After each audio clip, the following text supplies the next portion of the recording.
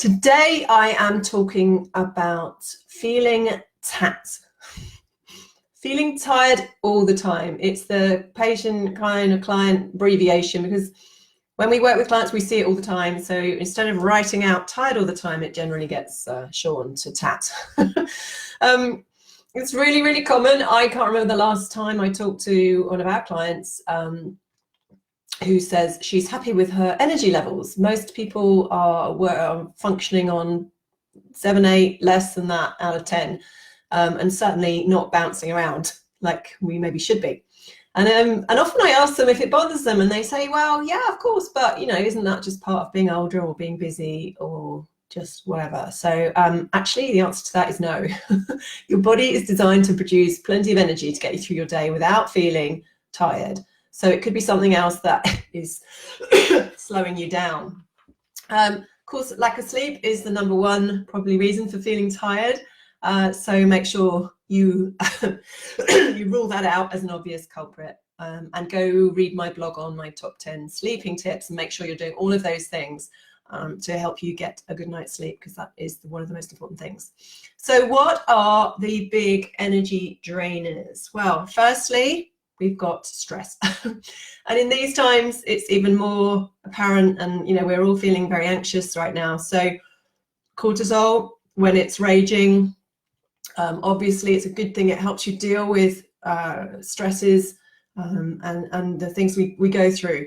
And it's good in the right amounts. But when it's produced consistently and constantly to deal with stress and anxiety, it can have a negative effect on your energy, your sleep, your mood, your brain function, your digestion, your waistline, and pretty much everything else. So stress is a big one. Next one is thyroid, low thyroid hormones. If you haven't got enough thyroid hormones, your metabolism is going to be pretty sluggish. That's going to make you feel pretty exhausted all day long. You won't go up and down in slumps. You're just going to be flat out tired all the time, and foggy, really foggy and sluggish. Other symptoms of low thyroid include, hair loss if it's coming out on your brush, or feeling cold. You've got those cold hands and feet all the time. And you might be having hot flushes at the same time, but your hands and feet are cold. Weight gain, obviously, when you find it really difficult to lose weight, that could be a sign that your thyroid is sluggish. Dry skin, itchy, brittle nails, itchiness, puffiness, depression, flat mood, low motivation, anxiety, poor concentration, all that stuff. All symptoms, possible symptoms of low thyroid, so it's important to get that checked. The third energy drainer with your hormones is blood sugar. Too many carbs, sugar, and or stimulants like coffee and alcohol can imbalance your blood sugar. And you get that huge energy high, the sugar high when you've had it, and then 2 hours later you get that massive dip. Now those dips are going to make you feel really lethargic and sluggish, and your brain's not going to function properly. So what can happen is that low blood sugar as well can wake you up at 3 o'clock in the morning. If you're on that blood sugar roller coaster all day and then you carry on through the night, you're going to be waking up at 3 or 4 with low blood sugar and finding it hard to get back to sleep. So that can make you really tired and grumpy the next day. And lastly, with the hormones, it's perimenopause or menopause. Fluctuating estrogen and progesterone during the perimenopausal years and beyond sometimes can leave you feeling absolutely knackered. So if you're waking up at night sweating, or you're low in progesterone, which is your sleep and calm hormone, then your sleep can be quite affected. Now, in addition to hormones, there are a number of other factors that can cause low energy and fatigue.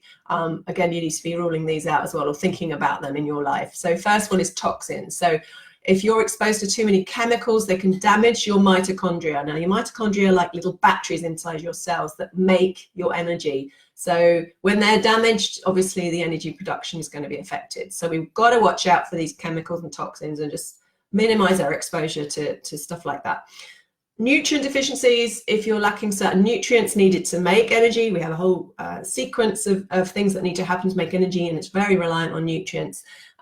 You're going to feel tired if you haven't got enough. And these include, well, there are lots of nutrients, but they include iron, obviously, B12, B6, magnesium, zinc, and a lot of other things as well. So we want to be making sure we're not nutrient deficient.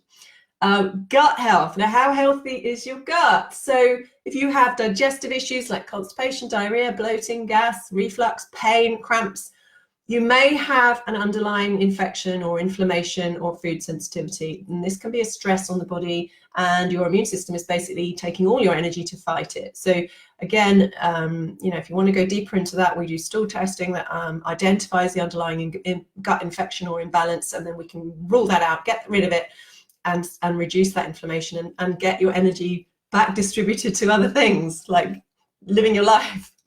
And of course, underlying health conditions. So fatigue is sometimes a sign that your body's struggling with something more serious. So it's always good to go see your doctor and to make sure that you're checked out and then anything more serious is ruled out. So what can we do? Let's get on to the good stuff. There are so many things you can do naturally to help your energy levels. I'm just going to touch on 5 of them today.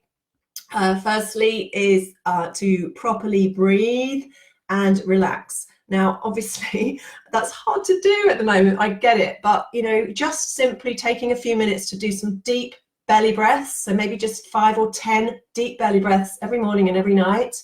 We can all fit that into our days, whatever's happening. It can really, really help to reduce those stress hormones and give you a bit more energy. Getting off the phone. The phones are pretty toxic at the moment with everything going on. So just give yourself a little break now and then off the phone. It's a massive energy drainer. Getting out for a walk if you can in nature, again, it's going to boost your mood and your energy levels. And for the breathing, I would go and try one of the breathing or the meditation or mindfulness apps. There are tons of them out there, and just have a go with some of them and find one you like and just make it part of your daily routine. Second thing to do of the top 5 is have the right breakfast. So we want to be including, getting off that blood sugar roller coaster, including protein for breakfast. So ditch the cereals, ditch the bread, get some good protein sources in, like eggs, natural yogurt, oats, nuts, seeds, porridge, all of that kind of stuff. Don't load it with sugar though, or maple syrup. Use berries as a sweetener. Cinnamon's really nice as well. And that's going to help stabilize your blood sugar right from the off. So you're not going to have that mid-morning dip, which is going to cause even more fatigue. So those are going to, your energy levels are going to be more sustained. Thirdly, use coconut oil. It's a great food for increasing your metabolism, giving you a boost. It's one of the most healthy oils to cook with because it's very stable. It's a saturated fat, but it's a really good saturated fat. And you can add it to smoothies as well for a bit of an energy boost, or coffee in the morning. You know, if you want a bulletproof coffee, that will get you through quite a few hours. Number 4 is to minimize your exposure to toxins. I mentioned the chemicals before that can damage those little battery mitochondria. So we want to be making sure our water's nice and clean. We're eating organic as much as possible. We're switching our cleaning and laundry products to more natural brands. We're getting rid of those fake smells, the scented candles and the air fresheners. And you know, if you're at home more these days, we really want to be getting those out of your environment, because they're just you're inhaling all those hormone disrupting chemicals. Last thing, we want to be eating lots of energy producing nutrients. B vitamins, magnesium, iron, zinc, vitamin C, vitamin E, selenium, all required for that energy production chain. Now these can all be found in vegetables, nuts, seeds, beans and lentils, fish and meat. So load up on those kind of foods, real foods, forget the processed stuff, that's just going to be nutrient deficient. And just eat lots of healthy stuff. Supplement if you can with you know, a really good multi. I'm going to be talking about supplements in the webinar on Thursday, but you know, magnesium, multi, some vitamin C as well at the moment.